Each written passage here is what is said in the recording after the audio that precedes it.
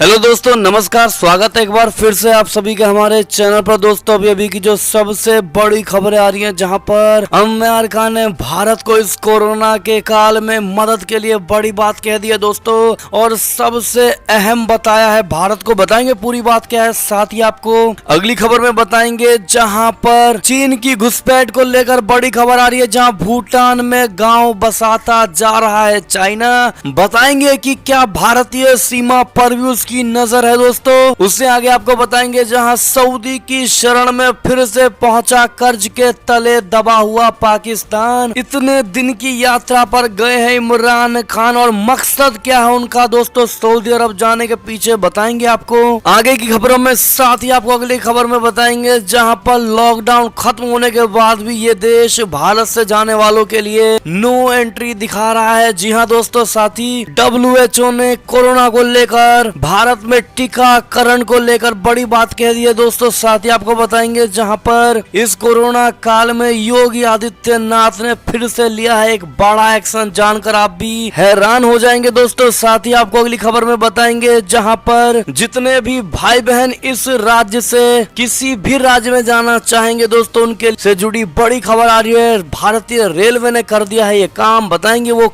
क्या है पूरा प्रोसेस दोस्तों, तो बने रहेगा वीडियो के अंत तक। और अभी खबरों में आगे बढ़ने से पहले अगर आप भी मानते हैं कि मोदी जी है तो हर चीज संभव है, और इस कोरोना काल में भारतीयों के सबसे बड़े सैनिक डॉक्टर्स हैं, तो इस वीडियो को भी कर दीजिए लाइक, चैनल को कर दीजिए सब्सक्राइब, बेल आइकन दबाइए, साथ ही कमेंट बॉक्स में लिख दीजिएगा जय हिंद। जी हाँ दोस्तों, तो चलते हैं पहली और सबसे बड़ी खबर की तरफ, जहाँ पर कमला हैरिस ने कोरोना से जंग में भारत को मदद देने का लिया है बड़ा संकल्प।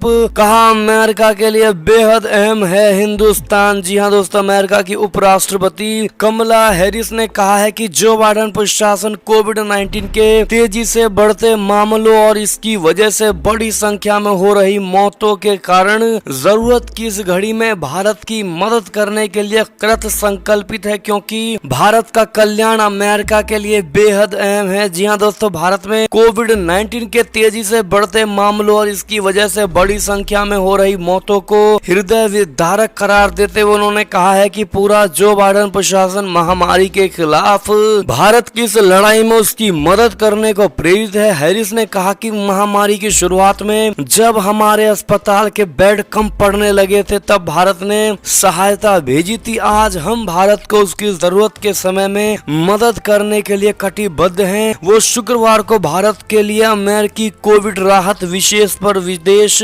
विभाग के प्रवासी संपर्क कार्यक्रम में बोल रही थी ये बात। जी हाँ दोस्तों, उन्होंने कहा है कि भारत के मित्र एशियाई क्वाड के सदस्यों के रूप में एवं वैश्विक समुदाय के हिस्से के रूप में हम ये मदद कर रहे हैं। मेरा मानना है कि यदि हम विभिन्न देशों एवं क्षेत्रों के बीच मिलकर काम करते रहेंगे तो हम इस स्थिति से बाहर आ जाएंगे। जी हाँ दोस्तों, बड़ी खबर है ये। ऐसे में अमेरिका पूरा साथ देना चाहता है भारत का दोस्तों, और भारत को एक अहम देश मानता है अमेरिका, और कहता है कि भारत के बिना किसी अन्य देश पर इतना भरोसा नहीं किया जा सकता। जी हाँ दोस्तों, ऐसे में अमेरिका ने भारत को सबसे बड़ा जिगरी दोस्त बताया दोस्तों। ऐसे में अगर आप भी मानते हैं कि इस संकट की घड़ी में अमेरिका भी भारत के लिए भगवान ही स्वरूप है दोस्तों, तो इस वीडियो को अभी कर दीजिएगा लाइक और कमेंट सेक्शन में thank you America, thank you Kamala Harris जरूर कहिएगा दोस्तों। अगली खबर की बात करें तो भूटान में गांव बसाता जा रहा है चाइना। भारतीय सीमा पर अब है इसकी नजर। आपको बता दे दोस्तों, चीन ने अक्टूबर 2015 में ऐलान किया है कि तिब्बत ऑटोनोमस रीजन यानी टार में गयालाफूग नाम का गांव बसाया गया है। अप्रैल 2020 में तार के कम्युनिस्ट पार्टी सेक्रेटरी वू यिंगची 2 के पास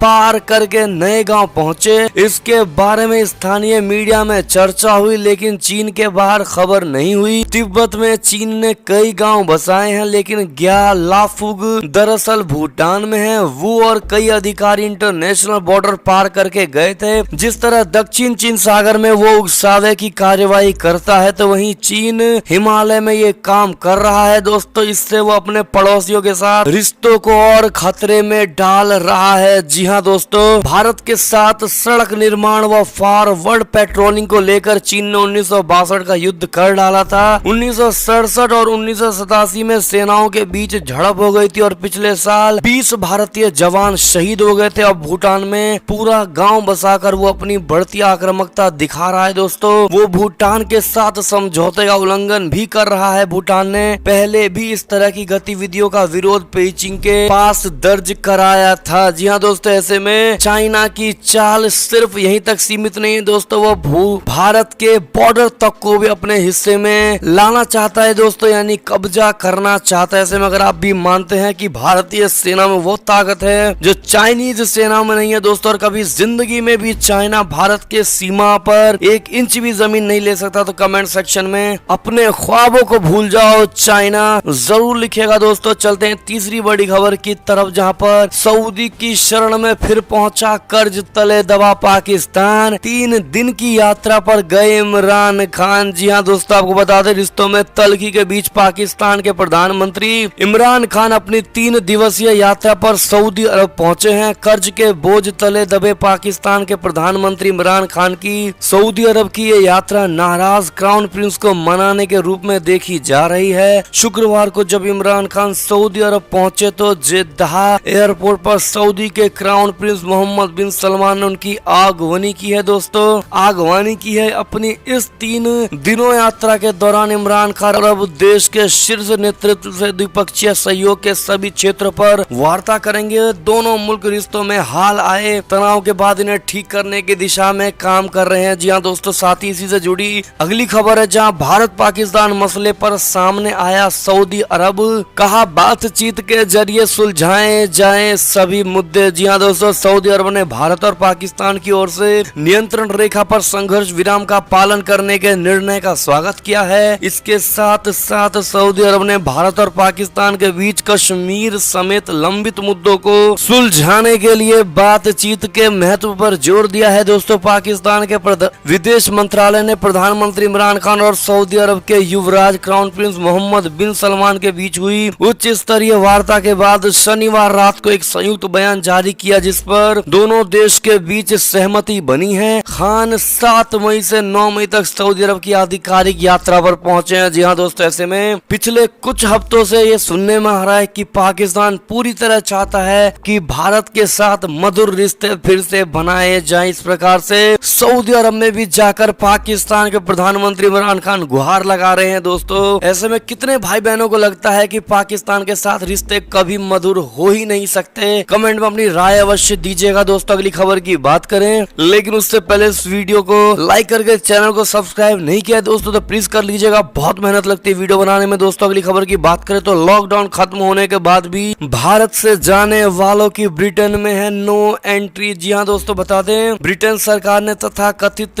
ग्रीन लिस्ट वाले 12 देशों को अपने ट्रैफिक लाइट सिस्टम में शामिल कर लिया है। इन देशों से आने वाले ब्रिटेन वासियों को 17 मई को दूसरे स्तर का कोविड-19 लॉकडाउन हटाए जाने के बाद आइसोलेशन में नहीं रहना होगा, लेकिन भारत अभी भी ब्रिटेन की रेड लिस्ट में शामिल। अगली खबर की बात करें तो भारत यूरोपीय संघ शिखर सम्मेलन में शामिल हुए प्रधानमंत्री नरेंद्र मोदी जी। कोरोना 5G जैसे मुद्दों पर हुई चर्चा। जी हाँ दोस्तों, बता दें प्रधानमंत्री नरेंद्र मोदी जी ने शनिवार को भारत यूरोपीय संघ शिखर सम्मेलन में हिस्सा लिया है दोस्तों। कोरोना की वजह से पहली बार सम्मेलन का आयोजन वर्चुअल अंदाज में हुआ है। भारत को इस शिखर सम्मेलन से पहले से ही काफी उम्मीदें थी, कई जरूरी करार करने थे। ऐसे में इस बैठक को काफी अहम बताया गया था। अब भारत और यूरोपीय संघ के बीच हुई इस बैठक के बाद साझा बयान जारी कर दिया गया है। दोनों भारत और यूरोपीय संघ के बीच कई जरूरी करार हुए हैं। जी हाँ दोस्तों, अब क्योंकि ये बैठक कोरोना के बीच हुई है, ऐसे में इस महामारी पर भी विस्तार से बातचीत की गई है और वैक्सीन को समय रहते पूरी दुनिया तक पहुंचाने पर भी जोर दिया गया है दोस्तों। जारी बयान में कहा गया है कि हम साथ मिलकर इस कोरोना को हराएंगे और अपनी एकजुटता के जरिए एक सुरक्षित और स्वस्थ समाज का निर्माण करेंगे। तो वहीं वैक्सीन को लेकर कहा गया है कि इसे सही दाम में हर देश तक पहुंचाना जरूरी है। कोरोना की लड़ाई में इस्तेमाल आने वाले दूसरे उपकरणों को भी कम समय में हर देश तक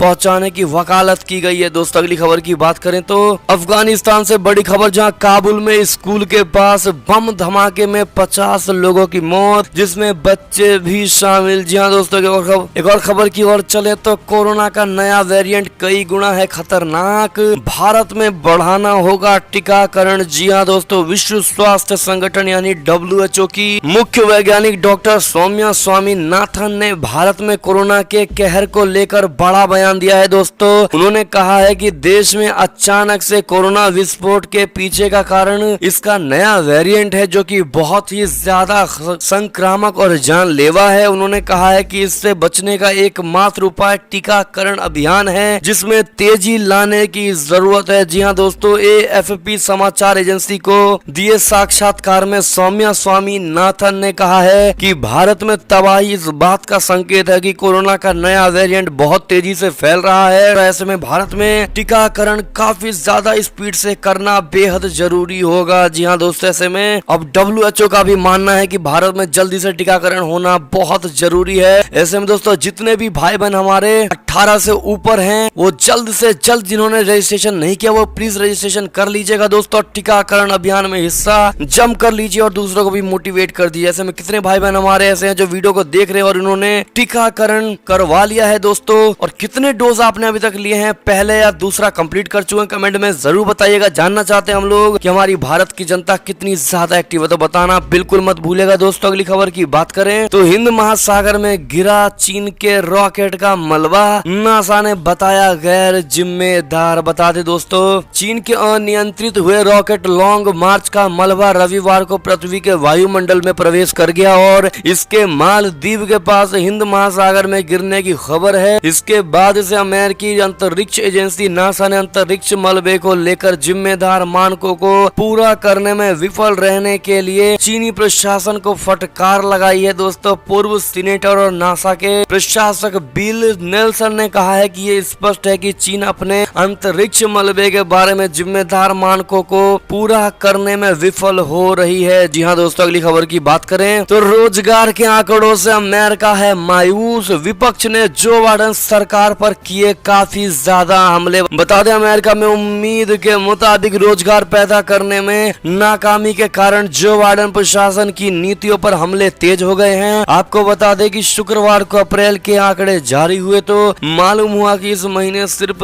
2,66,000 नौकरियां पैदा हुई हैं। तो वहीं जो बाइडेन प्रशासन से जुड़े विशेषज्ञों ने लगभग 10 लाख नई नौकरियां पैदा होने का अनुमान जताया था। जो बाइडेन प्रशासन को उम्मीद थी कि उसने कोरोना राहत पैकेज से देश की अर्थव्यवस्था में नई गति आएगी, जिससे अधिक रोजगार पैदा होंगे। हालांकि शुरुआती आंकड़ों से उसे मायूसी ही हुई है। जी हाँ दोस्तों, इसमें आपकी क्या राय होगी कमेंट करके जरूर बताइएगा। अगली खबर की बात करें तो संयुक्त राष्ट्र ने भारतीय शांति रक्षक युवराज सिंह को मरणोपरांत किया है सम्मानित। जी हाँ दोस्तों, अपने कर्तव्य को निभाते हुए जान गंवाने वाले एक भारतीय शांति रक्षक को बृहस्पतिवार को यहाँ सम्मानित किया गया है। इस समारोह में पिछले साल जान गंवाने वाले संयुक्त राष्ट्र के 300 से अधिक कर्मियों को सम्मानित किया गया है। दोस्तों, एक साल में जान गंवाने वाले संयुक्त राष्ट्र के ये सर्वाधिक कर्मी है। ऐसे में दोस्तों, ऐसे में आप भी थैंक यू संयुक्त राष्ट्र यूनाइटेड नेशन जरूर कह दीजिएगा। अगली खबर की बात करें तो इराक में अमेरिकी सैनिकों की मौजूदगी वाले सैन्य ठिकाने पर बड़े ड्रोन से हुआ हमला। जी हाँ दोस्तों, इराक में अमेरिकी सैनिकों की उपस्थिति वाले सैन्य ठिकानों पर शनिवार तड़के ड्रोन से हमला किया गया है। दोस्तों, इराकी सेना और अमेरिका नीत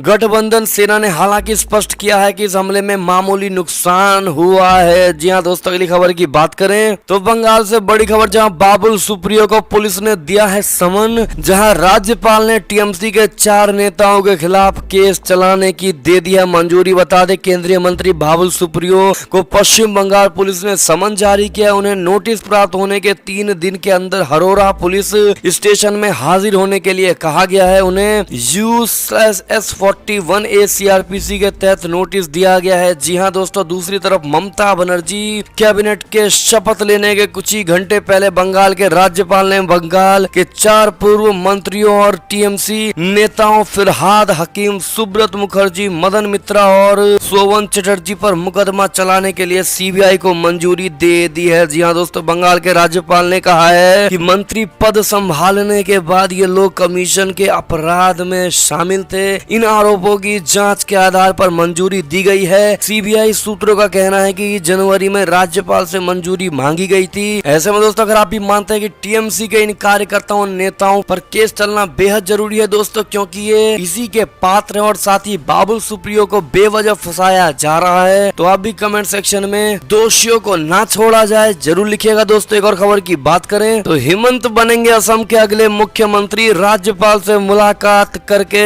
सरकार बनाने का दावा कर दिया है पेश। जी हाँ दोस्तों, असम में ऐतिहासिक जीत पाने के 6 दिन बाद भी राज्य में कौन बनेगा मुख्यमंत्री की कश्मकश से गुजर रही भाजपा की गुत्थी आज सुलझ गई दोस्तों। असम के अगले सीएम पद के चेहरे को लेकर लगाए जा रहे कयासों के बीच मुख्यमंत्री सर्बानंद सोनोवाल ने राज्यपाल जगदीश मुखी को अपना इस्तीफा सौंप दिया। इसके बाद हेमंत बिस्व शर्मा को विधायक दल का नेता चुन लिया गया है दोस्तों। इससे तय हो गया है कि वही राज्य के अगले मुख्यमंत्री बनेंगे। ऐसे में दोस्तों कांग्रेचुलेशन हेमंत जी जरूर लिखेगा दोस्तों, वो भी भारत भारी मात्रा में। चलते अगली खबर की तरफ, जहां वाराणसी में बोले सीएम योगी आदित्यनाथ, कहा महामारी की मजबूती से मुकाबला कर रही है हमारी सरकार, संसाधनों की कोई कमी नहीं होगी। जी हाँ दोस्तों, कितने भाई बहन हमारे उत्तर प्रदेश के हैं कमेंट में जरूर बताइएगा। अगली खबर की बात करें तो दिल्ली से बड़ी खबर, जहां केजरीवाल सरकार ने 7 दिन फिर बढ़ाया लॉकडाउन, लेकिन इस बार मेट्रो सेवा भी रहेगी बंद। जी हाँ दोस्तों, उन्होंने कहा है कि इस बार थोड़ी और कड़ाई से हम लॉकडाउन का पालन करेंगे। जी हाँ दोस्तों, अगली खबर की बात करें तो सीतापुर जेल से लखनऊ वेदांता अस्पताल शिफ्ट हुए कोरोना पॉजिटिव आजम खान और अब्दुल्ला। शिफ्टिंग से पहले घंटों चला ड्रामा। जी हाँ दोस्तों, सीतापुर जेल में इलाज कराने पर अड़े रामपुर के सपा सांसद आजम खान और बेटा अब्दुल्ला को कड़ी मशक्कत के बाद जेल प्रशासन ने लखनऊ रवाना कर दिया है। लखनऊ न जाने को लेकर सांसद और उनका बेटा अब्दुल्ला का जेल परिसर में काफी देर तक ड्रामा चलता रहा। इस पर आपकी क्या प्रतिक्रिया होगी, राय अवश्य दीजिएगा दोस्तों। और अब इनको शिफ्ट कर दिया गया है सीतापुर जेल से लखनऊ। अगली खबर की बात करें तो राहत भरी खबर, जहां पश्चिमी रेलवे ने उत्तर प्रदेश बिहार में चलने वाली विशेष ट्रेनों के फेरे बढ़ा दिए हैं। आज से शुरू टिकटों की बुकिंग। जी हाँ दोस्तों, देश भर में कोरोना वायरस का संक्रमण लगातार बढ़ रहा है। ऐसे में ट्रेन में यात्रियों की भीड़ को कम करने के लिए पश्चिमी जोन के रेलवे ने अहम फैसला लिया है। दरअसल पश्चिमी रेलवे ने यात्रियों की सुविधा के लिए कुछ स्पेशल ट्रेनों को फेरे बढ़ा दिए हैं दोस्तों। रेलवे की तरफ से बयान आया है कि अधिक संख्या में यात्रियों को सुविधा देने और ट्रेनों में लोगों की भीड़ कम करने के लिए 20 स्पेशल ट्रेनों के फेरे बढ़ाए जा रहे हैं। जी हाँ दोस्तों, अगर आप भी उन ट्रेनों का लिस्ट देखना चाहते हो तो आप स्क्रीन पर देख पाएंगे दोस्तों। कोशिश करिएगा वीडियो को रोक करके आप इन लिस्टों को पढ़िएगा दोस्तों। जिन भाइयों को नहीं समझ में आया वो कमेंट में जरूर पूछिएगा, हम आपको तुरंत जवाब देंगे दोस्तों। और ऐसे में ये थे अब तक की सारी बड़ी खबरें। आपको हमारी खबरें कैसी लगी दोस्तों, आशा करता हूँ बहुत अच्छी लगी होगी और जरा भी अच्छी लगी दोस्तों। और हर तरह के अपडेट पाना चाहते हैं तो फटाफट से इस वीडियो को भी कर दीजिए लाइक, चैनल को कर दीजिए सब्सक्राइब, बेल आइकन दबाइए, साथ ही कमेंट बॉक्स में लिख दीजिएगा जय हिंद जय भारत। तो मिलते हैं आपसे अगली बड़ी खबर में, तब तक के लिए अपना ख्याल रखिएगा दोस्तों। और इस वीडियो को अपने भाई बंधुओं में